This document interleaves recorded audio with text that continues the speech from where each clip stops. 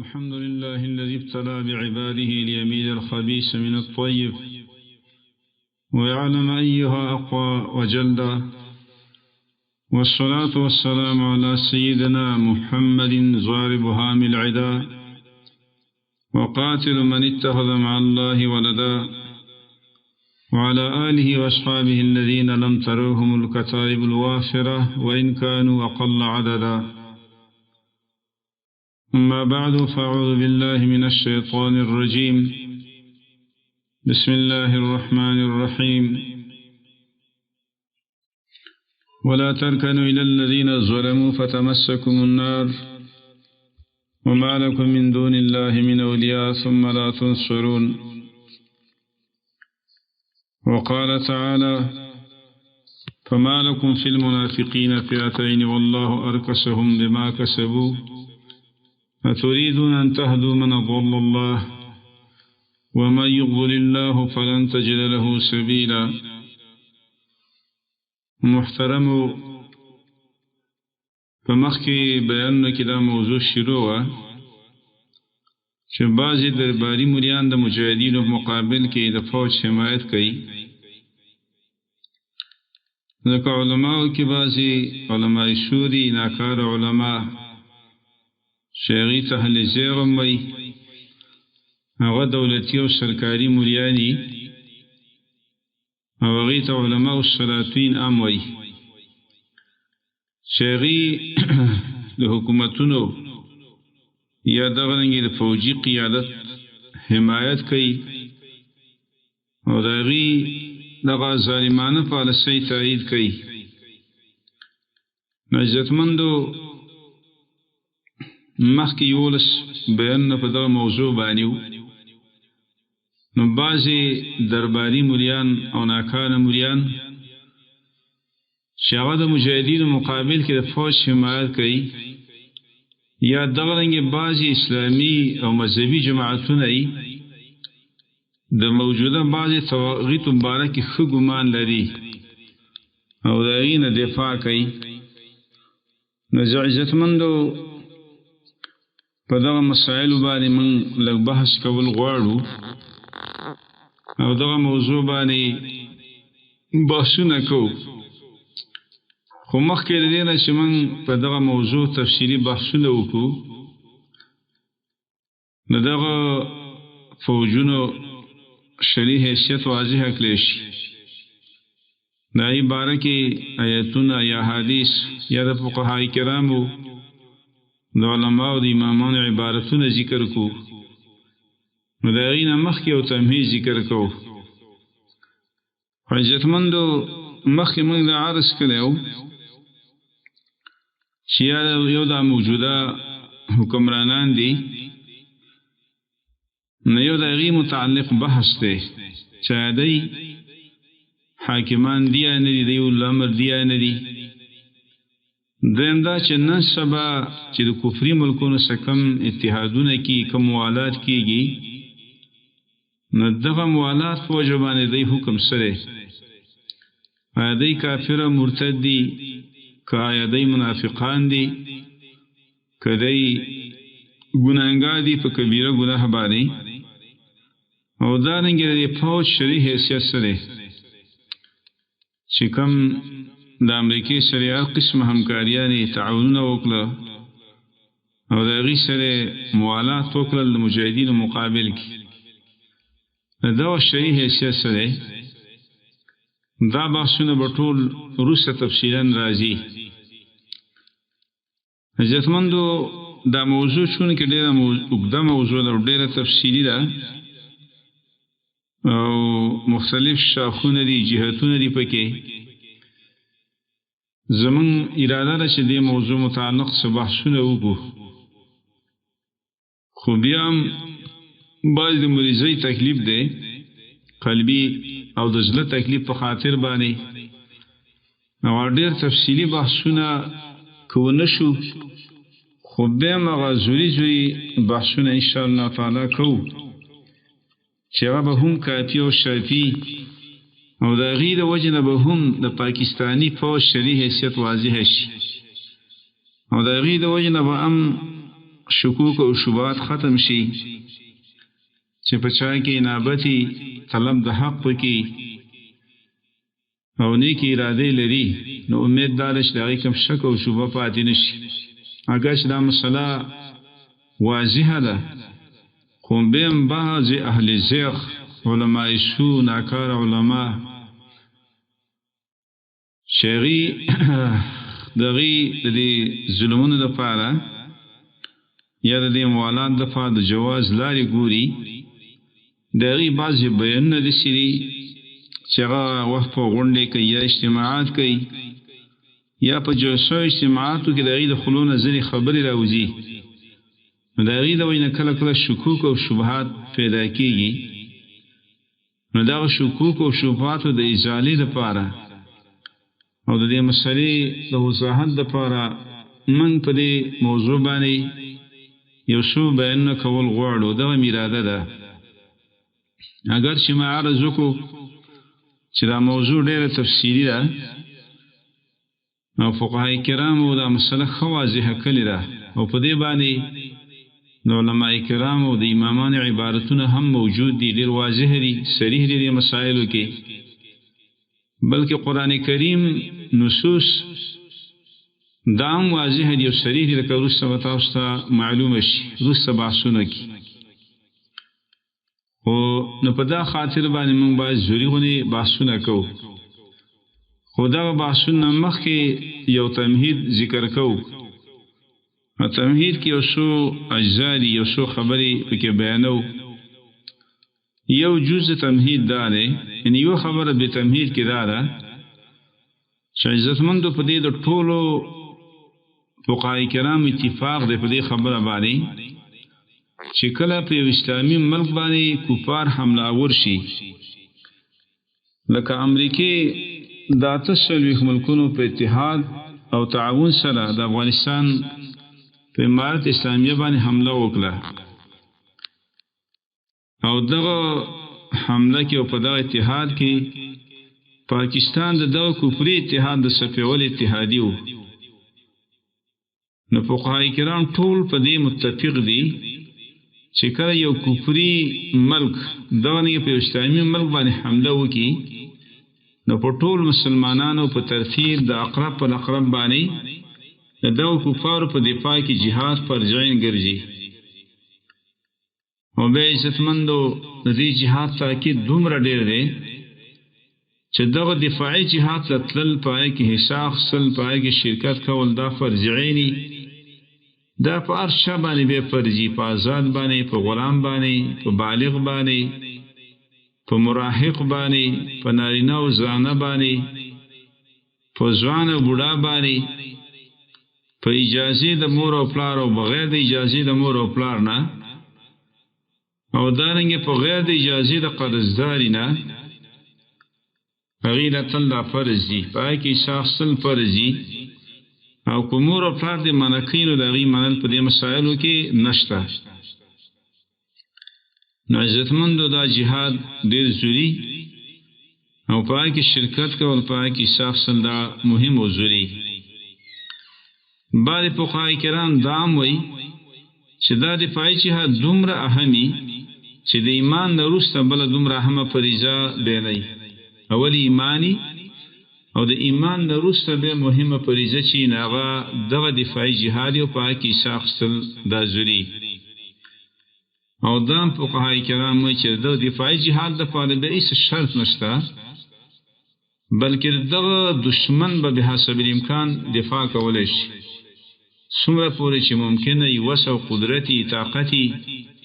نو په دغه جهادونو کې شخصل بلا فرض او اشاره دینه پاتې کېدل جایز دی ما که یو سړی معذور شریع عذري یا امیر منع کی یا بل یو کاری مثلا اجتماعي کار ته پاتې شي نو بهرحال عزتمندو دا یو مسله دا ده او دې کې د ټولو فقهای کرام اتفاق دی چې دې کې اختلاف نشته که هغه احناف دي که هغه مالکي دي که شافعیه دي که حنابله دي که اهل ظواهر دي نو په داسې حالت کې جهاد فرض عیني لکه د نږدې وخت کې امریکې د 48 ملکونو په اتحاد سره او په تعاون سره چې کوم حمله په افغانستان کړې وه نو عزتمندو د جهاد په داسې موقع فرضعین او په دې کې هر چا باندې دا فرضي او هر چا له دې کې شرکت او حصه اخیستل دا ضروري خپل مسؤلیت به خامخا دې کې ادا کوي که ادا یې نه کړي بیا په دې انسان فاسق فاجر ګرځي منافق پې ګرځي نو دا جهادونه کې حصه اخیستل دا فرض او ضروري بل عزتمندو د دې موضوعاتو د تفصیلي بحثونو مخکې یو دویمه خبره دا عرض کول غواړم چې دا جنگ د اتحادیانو په نوم باندې شروع شو دې مثال د جنگ احزاب صحابه کرامو خلاف چې کوم حمله شو مدینه طیبه کې اتحادیان راغلي وو سورۃ الاحزاب په نوم باندې سورۃ الله را لېږلې نو دا جنگ د اتحادیانو په نوم شروع د اتحادیانو په سر کې امریکا وه او به په دې اتحادیانو کې یو مهم اتحادي او د پاکستان حکومت او د پاکستان فوجو هغوی به په دې باندې بار بار اعتراف کاو چې موږ د فرنټ لاین اتحادیان یو او به په دې اتحاد به فخر هم کاو فخر به هم کاو اقرار به هم کاو او دا اقرار بار بارو او به عزتمندو د دې اتحاد په نتیجه کې د پاکستان حکومت او د پاکستان فوج 200 کسان د القاعده امریکای لپاره گرفتار کړل او هغوی ته حواله کړل او دې باندې هم به دوی اقرار کاو دا ټول د دوی په اعترافاتو کې په اقرارونو کې موجود خبرې دي بل دې ملکونو کې چې کوم جنګونه او پاکستان کې افغانستان کې نو د دې ټول مصارف امریکای برداشت کول دغه رنګې د امریکای څومره ډېر رپورټونه دا ټول افغانستان د حملو لپاره استعمالېدل او د پاکستان د اړو د رپورټونو د بعضې مشرانو د وینا مطابق 15,000 حملې شوي دي تقریبا داسې 52,000 حملو باندې خدای اقرار کوي او بعضې 15,000 حملو پورې یادوي چې دا د پاکستان د اړو د رپورټونو د افغانستان په خاوره باندې شوي دغه رنګې د پاکستان لارې چې وي دا د ناټو د سپلای دپاره استعمالېدلې د دې خبرو وضاحت ځکه کوو چې دې کې پاکستان یو قوي معاون او همکار او اتحادي و په دې وجه د پاکستان د فوج هغه حکم دی چې کوم حکم د حربي کافرانو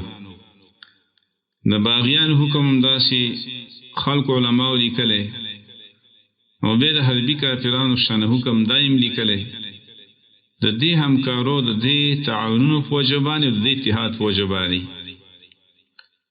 دغه رنګې امریکایانو په دې اقرار کوي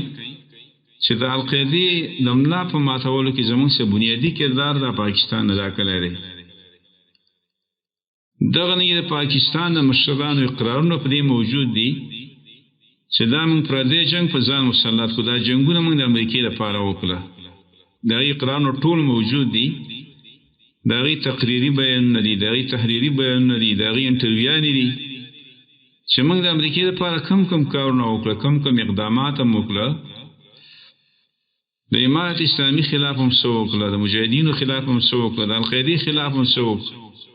دا ټول اقرارونه پاکستاني مشرانو موجود دي دغه رنګه د اتحادونو په نتیجه کې خارجي او داخلي مجاهدین په پاکستان افغانستان دواړو کې یو شانې به ګرفتارېدل دا رنګه ډرون حملې په پاکستاني مجاهدینو باندې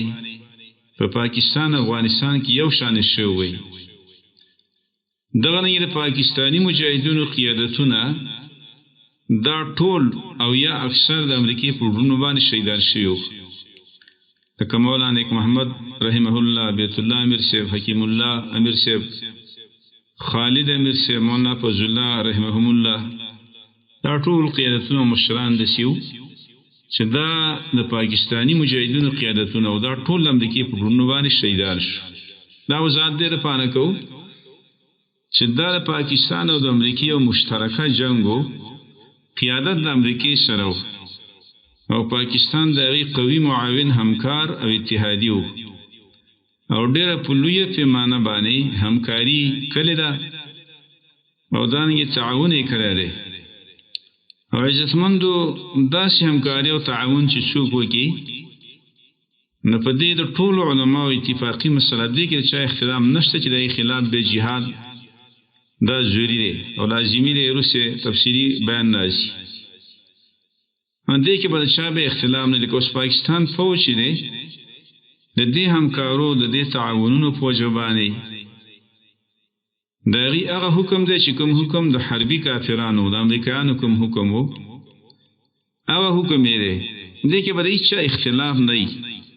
صرف په دې کې به مرجئه خلک اختلاف کوي صرف د مرجئه اختلاف په دې کې ممکن دی پکې شته او بعضې ملیان چې هغه مزاجان په دې مسله کې مرجئه دي نو بعضې ملیان دی وخت کې داسې شته چې هغه د مرجئو په قدم روان دي او هغه هم د دې جهاد مخالفت کوي نو عزتمندو عرض هم دا کاو چې د پاکستانی مجاهدینو څومره قیادتونه چې وو دا د پاکستان په خاوره کې اکثر د پاکستان په خاوره کې د امریکي ډرونو په ذریعه باندې شهیدان شوي وو نو دې وجې نه د بي بي سي یو راپور و مخکې کلونو کې چې د ټي ټي پي د تحریک طالبان پاکستان 95% قیادتونه د امریکای په ډرون حملو کې چې شهیدان شوي 95% قیادتونه عزتمندو دا جنگ چې بنیادی په دې په سر کې امریکا او خدا نور د غي اتحادیانو معاونین او همکاران یو کله د غي لپاره جوړشي کړي کله غي له زین ورکړي کله اړیو ریپورټونه ورکړي کله لاري ورکول کله د غیر لپاره فوج او پولیس استعمال ول خپل او کله د غیر لپاره اپریشنونه کول کله شافي غورځول کله وحشیانه بمبارونه کول د غیر لپاره او په دې اتحادونو باندې په دې همکارو باندې بار بار فخر عام کول په دې عظیم منکر باندې او د عظیم اتحاد باندې بار بار چې فخر عام کول عزتمندو دا وروسته واضح شي چې ګورئ پاکستان چې کوم همکاري د امریکایانو سره وکړه د جنګونو کې نو د دې مثال په اسلامي تاریخ کې مندل ډېر شاذ او نادر چې په دومره لویه پیمانه باندې یو براینام اسلامي ملکی براینام اسلامي فوجي او هغې د کفر سره داسې قوي اتحاد او قوي همکاري کړي په دونه لویه پیمانه باندې البته داسې واقعات کله کله راغلي دي خو په دونه لویه پیمانه همکاري نه ده شوې اسلامي تاریخ چې سړی ګوري مطالعه کوي دونه په لویه پیمانه چې کومه پیمانه باندې په کم مقدار او په کم اندازه باندې پاکستانی فوج د امریکای سره کوم همکاري وکړه نو عزتمند دونه لویه همکاري دا یعنی مثال په تاریخ کې پیدا کول ډېر مشکلي البته همکاریان شوی هو په لګ لګ انداز باندې په لګ لګ مقدار باندې او به په لګ اندازه باندې لګ مقدار باندې چې کومه همکاري شوی ده نو د هغې په باره کې د زمانې امامانو علماو فقهای کرامو څه فتوې ورکړي د هغې وضاحتونه به وروسته راشي چې هغې باندې د دغسې براینام مسلمانانو خلاف کې دغه زمانې علماو مفتیانو فقهای کرامو څنګه سختې فتوې ورکړي دي تر دې چې بعضو په فتوو کې تکفیر هم شته داسې براینام مسلمانانو کافر یې متوی دي او د جهاد خبره خو هغه کې اختلاف نشته خو اتفاقي موضوع وه عزتمندو موږ عرض دا کاو چې دا نوم د جنګ د اتحادیانو په نوم باندې و په دې قیادت شو امریکې کاو او په دې کې نورو ملکونو 48 ملکونو په کې همکارانو په همکارانو کې لوی قوي او مضبوط همکار او یو قوي اتحادیه او پاکستان حکومت هم او د داسې اتحادیانو په باره کې د فقهای کرام عبارتونه واضحه موجود دي وروسته به تفصیل راځي چې دی باره کې بعضې فقهای کرام د تکفیر خبره کوي او څوک تکفیر نه کوي خو دومره ده چې د دې مقابل کې د جهاد خبره او د جهاد په ټوله اتفاقي ده کې هیڅ اختلاف نشته معارضو کو دې کې بس صرف مرجئه مخالفت کوي یا دې زمانہ کې بعضی مليان دي چې غد مرجئه په قدم روان دي هغه به دې جهاد مخالفت کوي خدای سنت والجماعت علماء کې به د څوک نه چې هغه دې جهاد مخالفت وکړي او د دې تفصیلی بیان ورسته براشي نو بهرحال عزتمندو تر دې کله امریکایانو داسې ویلو چې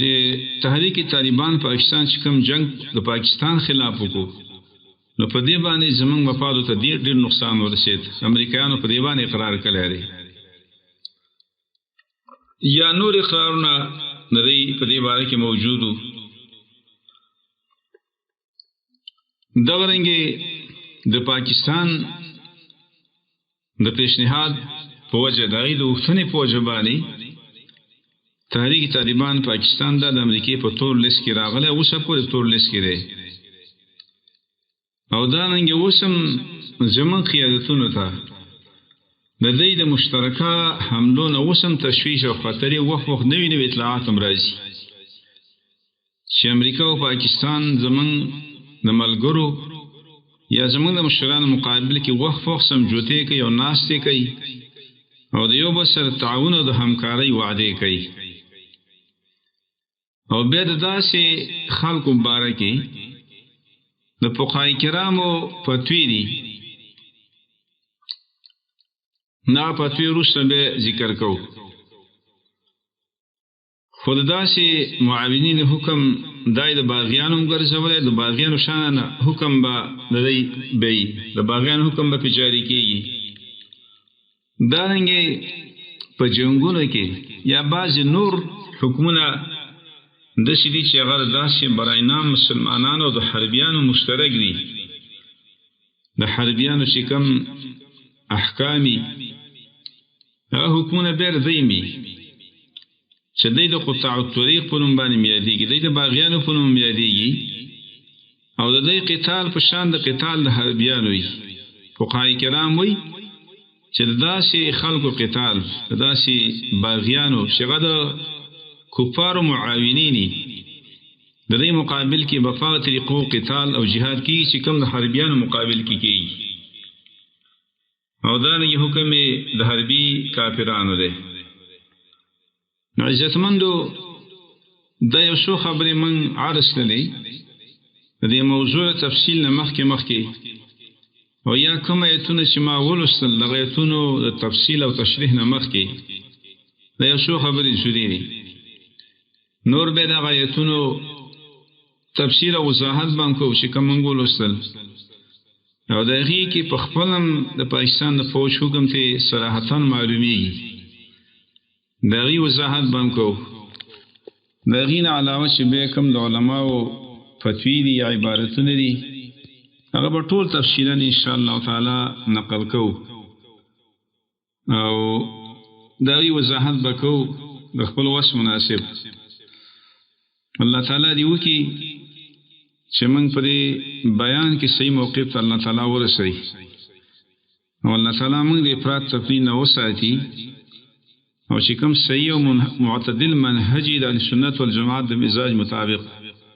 تقریباً الله تعالی موږ له تللو او غي موقف خپلولو توفیق الله تعالی موږ ته راکړي اقول قولي هذا استغفر الله لي ولكم ولسائر المسلمين